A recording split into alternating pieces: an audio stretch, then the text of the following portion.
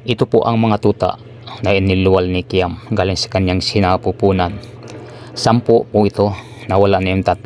Si Kiam kinabukasan, dahil sa panganak niya, nanghina ang kanyang katawan.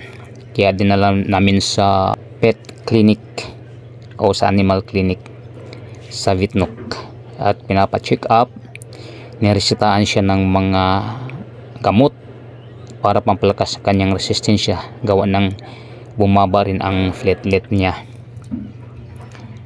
Kinabukasan uli, hindi umigi si Kiam, lalong napasama ang kanyang kalagayan, kaya naisipan naming ibalik sa Vitnuk para ipa-confine.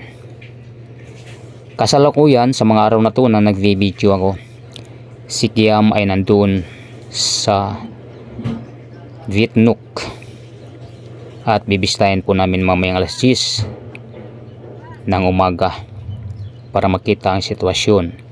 Hanggang bukas pa po ang pagka-admit niya at sana pinapalangin po namin o pinapanalangin namin na makarecover siya sa kanyang sitwasyon sa ngayon. May mga video na po akong nauna rito nung dinala namin siya after na nanganak at kasunod na araw nung pinakonfine na namin siya. Yun, kumastos na po tayo rito, pero ganoon, parang kaparte na, o dahil sa kaparte na sa isang pamilya ay hindi namin matiis na makikitang diretso na lang ang paa ni Kiam na wala kaming ginagawa. Kaya kayo man, kung mayroon kayong mga alagang aso o ano man dyan, ay huwag nyong papabayaan, dahil yan mga yan ay walang magagawa. Ang kanilang buhay ay nagkasalalay sa ating mga kamay at makikita natin ang kanilang mga problema, hindi lang sa inalagaan mo bilang isang laruan, kundi alagaan natin bilang isang kasama sa bahay na may buhay, nagkalayangan din ng aruga.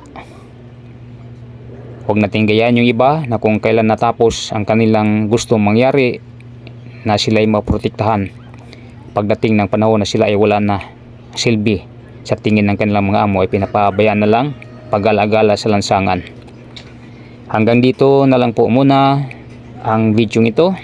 Bye-bye at ingatan ang kalusugan, pangalagaan, higit sa lahat ng kayamanan. Ang yaman kung nasa balik ka ng karamdaman. God bless us all always, guys.